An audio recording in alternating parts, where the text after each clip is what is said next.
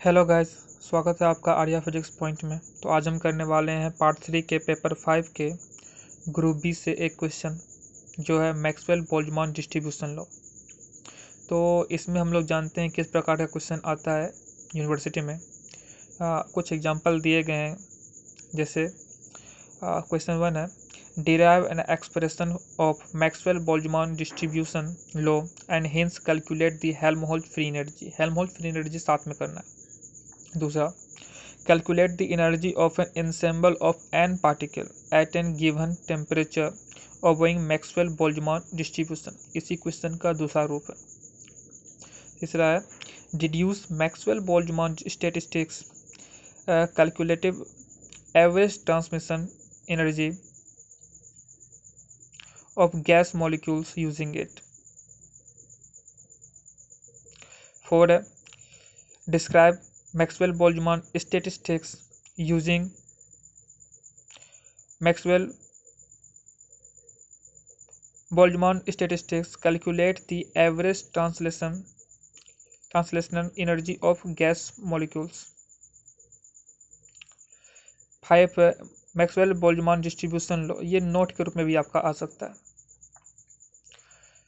तो आज हम करते हैं मैक्सवेल बोल्ट्जमान डिस्ट्रीब्यूशन लॉ, जो कि आपका 20 मार्क्स का रहेगा। 20 मार्क्स का रहेगा, बहुत ज़्यादा इम्पोर्टेंट है और ये पर ईयर अल्टरनेट ईयर में आता ही रहता है, जो कि बहुत ही ज़्यादा इम्पोर्टेंट है। तो शुरू करते हैं हम लोग मैक्सवेल बोल्ट्जमान डिस्ट्रीब्यूशन लॉ। तो स्टार्ट करते हैं। Maxwell and Boltzmann deduced a distribution law on the basis of classical mechanics for an assembly having identical but distinguishable particles of any spin in the most probable distribution. Consider a system of n identical but distinguishable molecules of a gas. The instantaneous state of a molecule is represented by a phase point in the phase space. Let the phase space be divided into a large number of cells 1, 2, 3 dot I dot k and n1, n2, n3 dot ni dot nk.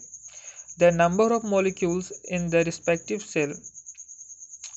Since the gas molecules are moving continuously, hence anions will change continuously.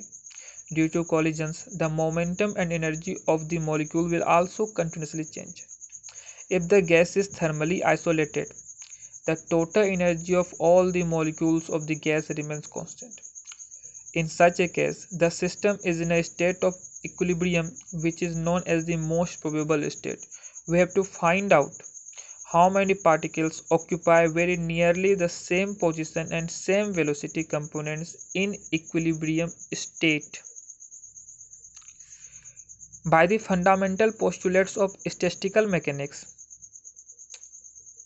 Postulates वो होते हैं जिनका use कर कर हम किसी theorem को proof करते हैं। ठीक है। By the fundamental postulates of statistical mechanics, first, the total number of molecules is constant. The total number of molecules is constant, that is capital N equal to n1 n2 plus n3 dot dot ni dot dot nk, ये सभी equal to constant है। और n equal to summation, that is sine of summation I equal to 1 to k ni. Therefore, by differentiating del n equal to summation I equal to 1 to k del ni, हम लोग जानते हैं constant का differentiation 0 होता है, जो कि constant का डिफरेंशिएशन 0 के बराबर हो गया। इसको इक्वेशन 1 मान लेंगे। Second, the total energy of the system is constant, that is capital E equal to n1 e1 plus n2 e2 plus n3 e3 dot dot ni ei dot dot nk ek equal to constant, where e1 e2 e3 are the energies of the molecules in the cell number 1 2 3 dot dot respectively.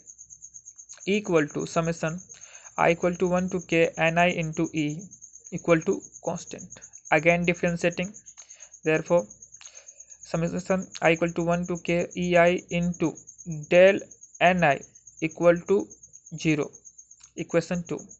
Third, The probability of this system in the equilibrium state is maximum.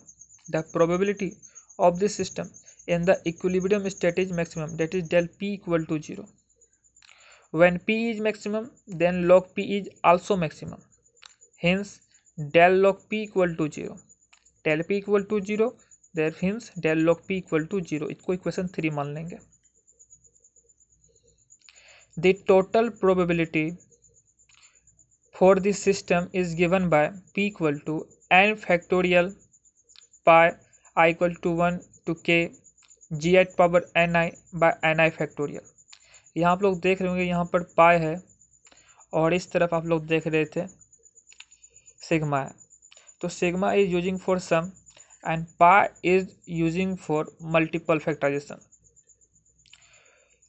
where gi be the number of the cells in the corresponding energy intervals.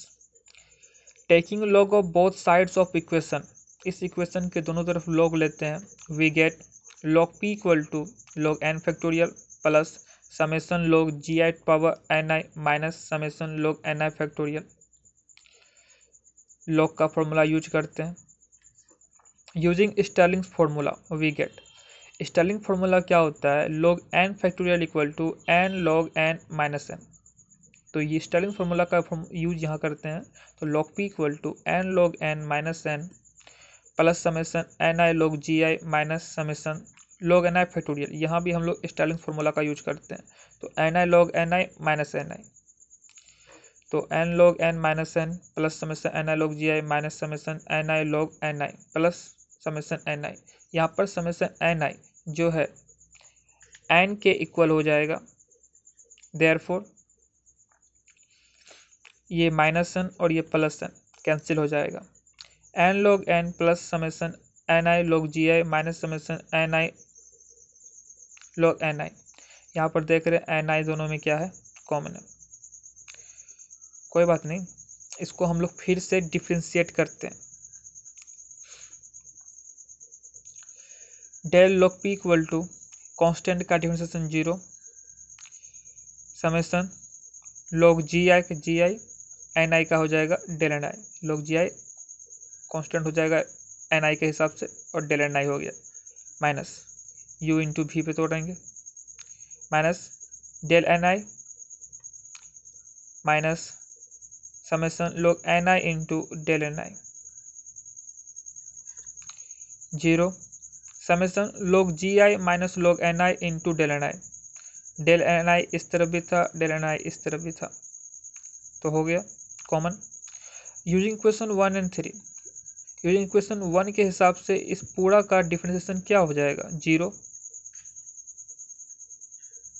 0 और log p भी equal to क्या होगा, 0. Equation 3 में log p 0 के equal है, तो इसको equation 4 मान लेंगे. Multiplying equation 1 and 2 by arbitrary constant alpha and beta respectively and then adding we get alpha into summation del ni plus beta into summation ei into del ni equal to 0 और summation alpha plus beta ei into del ni equal to 0 equation 5. From equation 4 and 5 we have, देखिए हम आप देख रहे हैं 4 और 5 में equal to 0 है, यहाँ पर भी इक्वल टू 0 है. Therefore, summation log gi minus log ni into del ni equal to summation alpha plus beta ei into del ni और summation log gi बटे ni minus alpha plus beta ei into del ni equal to 0. del ni दोनों में 0 था, तो LHS के इस तरफ लाके माइनस कर दिए into del ni equal to 0. Since del ni not equal to 0 and hence del ni 0 नहीं होगा, इसलिए ये पार्ट ही आपका 0 के इक्वल होगा. log gi बटे N I minus alpha plus beta E I equal to 0. log gi बटे N I equal to alpha plus beta E I. तो gi by N I equal to log जब बराबर किस तरह पाया तो एक्सपोनेंशियल आ जाता है, gi by N I equal to E to the power alpha plus beta E I. Therefore N I equal to gi by E to the power alpha plus beta E I. जब exponential को फिर ऊपर लेके आएंगे तो G I E to the power minus alpha dot E to the power minus beta E I. N I equal to A G I E to the power minus beta E I, where a equal to e to the power minus alpha, a new constant. इसको equation 6 मान लेंगे। This result determine the most probable distribution of molecules among the various possible individual states and is known as Boltzmann canonical distribution law. If there is only one cell corresponding to energy EI, then GI equal to 1, so that from equation 6 Ni equal to A e to the power minus beta EI, equation 7. It is clear from above that the number of molecules decreases exponentially with energy associated with cell and the number of molecules being maximum in zero energy cell. यहाँ आप लोग देख रहे हैं exponentially ये क्या हो रहा है, डिक्रीज हो रहा है। इधर Ni है, EI। Evolution of GI. Consider a continuous distribution of molecular energies. The number of molecules in unit energy interval between E minus half and E plus half is given by N equal to AGE e to the power minus beta E. Equation 8. Where Ge gives the number of cells in the phase space corresponding to this unit energy interval. Hence, the number of molecules in unit momentum interval between p minus half and p plus half is given by Np equal to Agp e to the power minus beta p square by 2m. इसको equation 9 मान लेंगे। Since we know that E equal to what, p square by 2m, where Gp gives the number of cells in this unit momentum interval. Therefore, the number of molecules in the momentum interval p and p plus dp is given by Np into dp equal to Agp e to the power minus beta p square by 2m into dp. The number of cells in between the momentum range p and p plus dp is given by Gp into dp equal to what? Triple integration dx dy dz. Triple integration dpx dpy dpz by hq. But triple integration dx dy dz equal to v, volume occupied by gas molecule. The expression triple integration dpx dpy dpz is the volume of the system in momentum space corresponding to the momentum interval between p and p plus dp. यहाँ आप लोग देख रहे हैं gp dp क्या है, triple integration dx dy dz। dx dy dz ये volume हो गया किसका, गैस मॉलिक्यूल का, और यहाँ पर triple integration dpx dpy dpz जो है वह वॉल्यूम है सिस्टम का मोमेंटम स्पेस में corresponding to momentum interval between p and p plus dp। और ये triple integration dpx dpy dpz क्या होगा, this is the volume of the spherical cell of internal radius p and external radius p plus dp। Therefore triple integration dpx dpy dpz equal to 4 pi P square into dp, spherical cell का radius, इस का volume.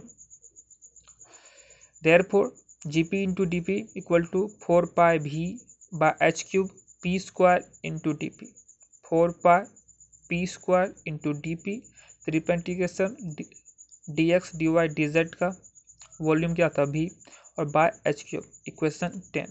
From equation इस equation का use करके हमने ये लाया। Evolution of A, substituting the value of GP DP from equation 10 in equation 9 we get. Equation 10 से जीपी डीपी का वैल्यू को हम इक्वेशन 9 में पुट करते हैं और यहाँ हम लोग पाते हैं कि N P D P equal to 4 pi V by H cube A P square e to the power minus beta p square by 2m into dp, equation 9. The total number of molecules having momentum ranging from 0 to the maximum value p max is n equal to 0 to p max np into dp. Since there are no molecules having p greater than p max, hence the upper limit p max is replaced by infinitive. Therefore n equal to 0 to infinitive np into dp equal to 4 pi v by h cube a 0 to infinitive p squared e to the power minus beta p square by 2m into dp, using equation 11.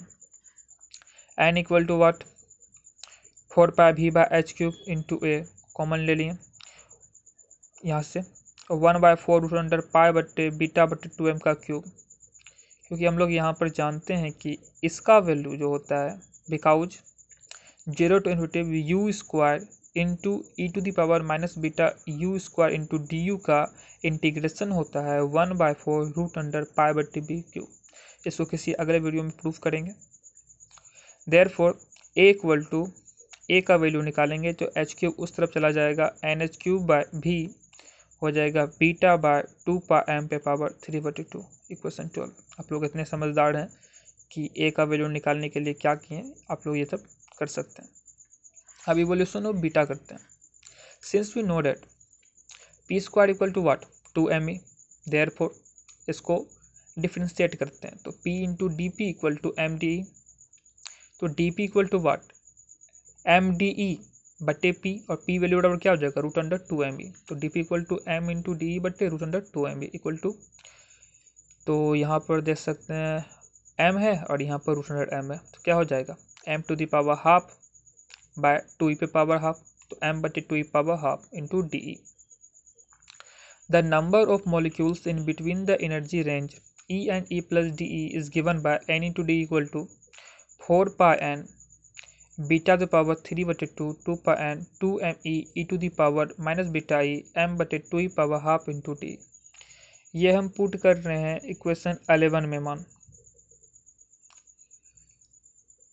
ये जितना भी मान है हम लोग इसको equation 11 में put कर रहे हैं। n into D equal to 2n by root under pi B to the power 3/2 E to the power half E to the power minus beta E into D E.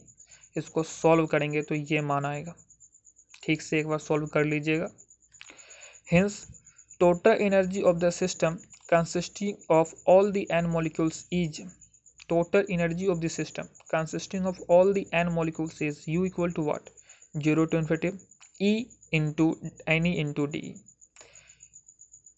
2n by root pi beta the power 3/2 0 to infinity E हम लिए और E to the power half यहाँ पर था, तो E to the power 3/2 E to the power minus beta E into D. 2n by root under pi beta the power 3/2 3/4 beta square root under pi बटे B beta. Since we know that 0 to infinity E to the power 3/2 E to power minus beta E into D का integration होता है 3/4 beta square root under pi बटे beta. इसका भी solution हम अगले video में करेंगे। तो u equal to what 3n/2 beta, solve करेंगे तो 3n/2 बीटा आएगा। Total energy for a system of n molecules u equal to, since we know that 3/2 nkt होता है, और हम लोग यहाँ लोग क्या निकाले 3n/2 बीटा, तो बीटा का वैल्यू क्या निकल जाएगा 1/kt। n कैंसिल 3/2 कैंसिल, तो बीटा इक्वल टू वाट हो जाएगा 1/kt। ये हेल्महोल्ट्ज़ फ्री एनर्जी, ये इंपॉर्टेंट है, ये पूछ ही लेता है।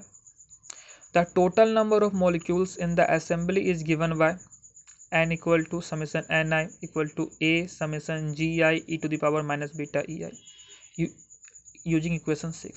इक्वेशन 1 देख लीजिएगा और इक्वेशन 6 देख लीजिएगा, समझ लीजिएगा। z equal to n by a, तो a कैंसिल हो जाएगा, क्या निकल जाएगा आपका summation gi e to the power minus beta ei, where z is called partition function which indicates how the gas molecules of an assembly are distributed among the various energy levels.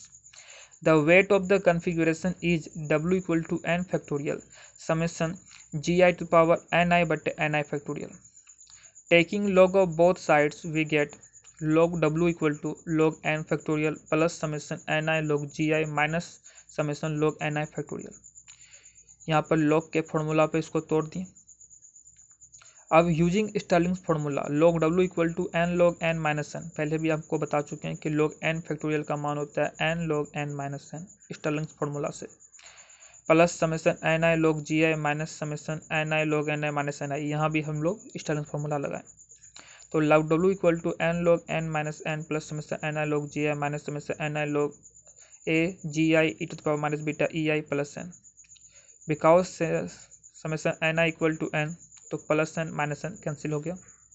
log w equal to n log n plus summation ni log gi minus summation ni log a minus summation ni log gi plus summation beta ni into ei।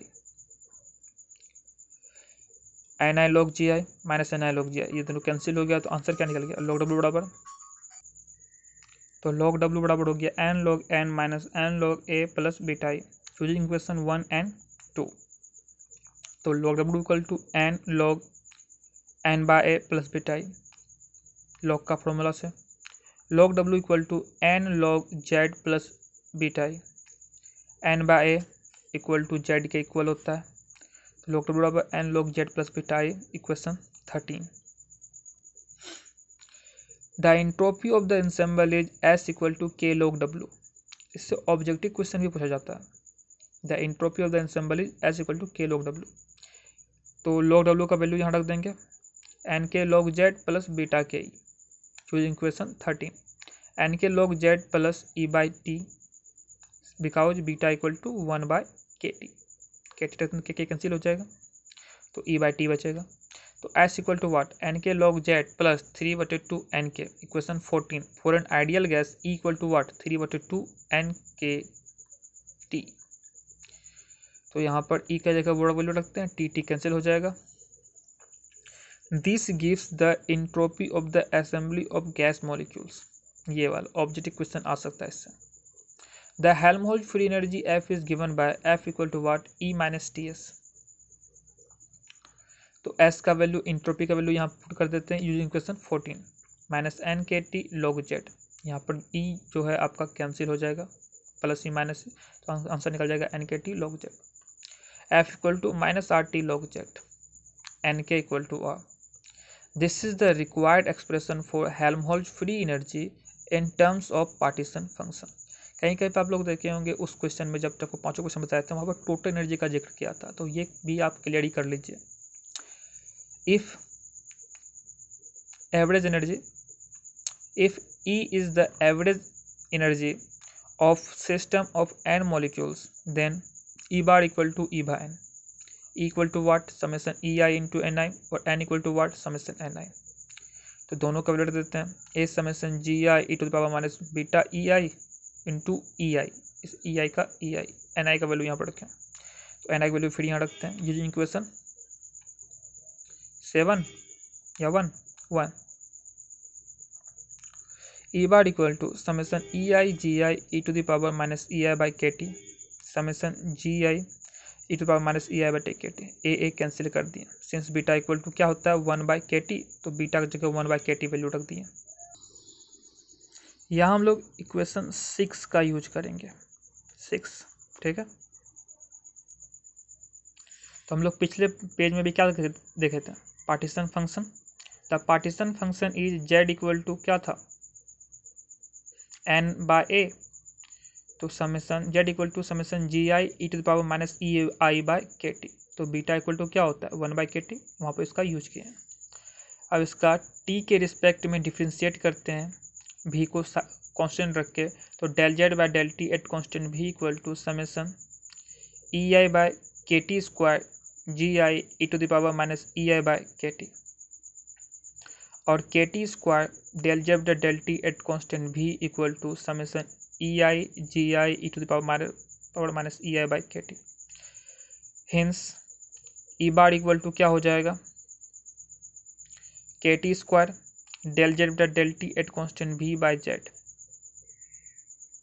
तो E bar equal to what K T square del Z del T at constant भी equal to del log Z by del T. नहीं समझे, del Z by Z log Z हो जाएगा, del log Z, therefore E bar equal to K T square del log Z by del T. Hence the total energy is E equal to N E bar, तो E equal to क्या हो जाएगा N K T square del log Z by del T. This is the expression for total energy of an ensemble. ये आपका Maxwell Boltzmann distribution law में जितना points हो सकता था सबको हमने क्लियर किया है, और ये क्वेश्चन आपका है 20 मार्क्स का। देयरफॉर इसको आप लोग जरूर कर लीजिएगा, ये अल्टरनेट ईयर में पूछ ही दिया जाता है, अल्टरनेट ईयर में ये आता है। एक साल पूछा तो फिर ये एक साल बाद पूछ लेगा TMBO में। तो कर लीजिएगा इसको, ये बहुत ही ज़्यादा इम्पोर्टेंट है। ये आपका पेपर 5 का ग्रुप बी का क्वेश्चन है, Maxwell Boltzmann distribution law. Thanks. तो आगे फिर करेंगे, हम आगे क्वेश्चन देखेंगे। इसके बाद हम बॉस आइंस्टीन स्टैटिस्टिक्स के बारे में पढ़ेंगे। ठीक है, signing out. Thanks for watching this video.